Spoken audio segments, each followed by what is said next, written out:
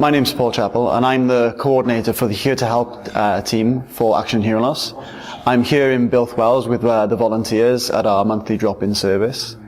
The Here to Help project, in a nutshell, is basically helping people with their hearing aids. Hearing aids are complicated items that can easily stop working for a number of reasons. And when they do stop working, that means that people lose their interaction with the people around them. They become isolated. Some are embarrassed to go out into the home and stay in their home. Some are embarrassed to go out and do their shopping or just interact with their friends. Some people, even within their home, are not able to interact because they can't hear the telephone, or they can't use the television because their hearing aid is not working. It also affects young people. And so a young person without their hearing aid might not be able to understand very well at school. And then they're forced with a decision. They either take their hearing aid out and throw it in the drawer, forget about it, or they make the trip to audiology to get the hearing aid repaired. Now, if you're living in Powys, which is a rather rural area, sometimes you could be faced with lengthy journeys on the bus, lengthy journeys in the car, to then sit in an audiology waiting room for a few hours. And that can put people off getting their hearing aids repaired. So what we do with Here to Help is we find volunteers and we train them to do the basic repairs and maintenance that people would get at the audiology departments. So we hold monthly drop-in services in the community so that people can walk 5 minutes down the road or catch a short bus ride to then come to these local drop-in services where the queues are very small, sometimes not even a queue at all. And you're also faced then with volunteers who have a hearing loss themselves or know someone with a hearing loss, and they've got a lot of experience and advice they can impart to the hearing aid users. This service started in North Wales, expanded down to the tops of Powys over several years ago. So a year ago we had 3 services in Powys, in Llanidloes, Newtown and Welshpool. Since then we've received lottery funding, and so we've now expanded that to cover all of Powys. We now have 11 services.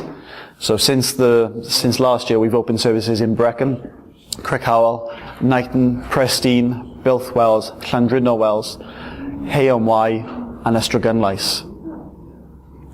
This service massively benefits hearing aid users.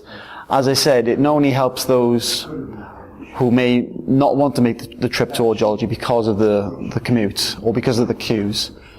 It also helps people when they do come here for their maintenance and repairs, because the volunteers can give a little bit more. They can give advice on products that Action Hearing Loss provides, products that can help them in the home so they can use their hearing aids with the television. They can link up their hearing aids with communication devices so they can communicate better with their friends. We also give advice on loud doorbells or loud telephones, or even how to use your existing telephone with your hearing aid that a lot of hearing aid users don't know about.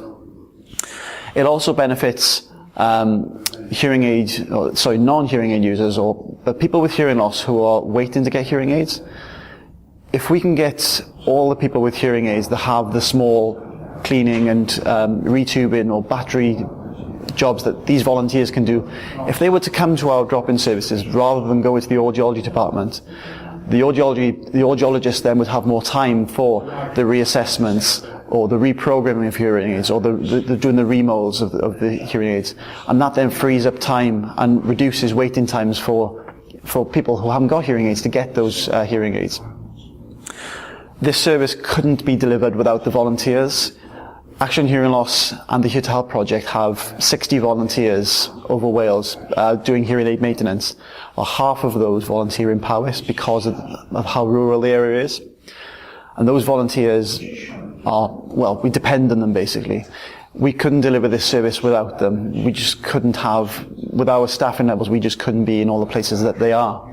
Some of these volunteers volunteer every month. Some of these volunteers volunteer twice a month. We've even got one or two that volunteer every week in hospitals. Some volunteers not only volunteer within their community, but they also help out at other towns. If we've got a volunteer that's on holidays or can't make the drop-in service, a quick phone call or an email, and these volunteers will say yes, and they'll be at the next drop-in service to cover. And because of that, we haven't yet once had to close a drop-in service or not deliver the service. And it's because of these volunteers.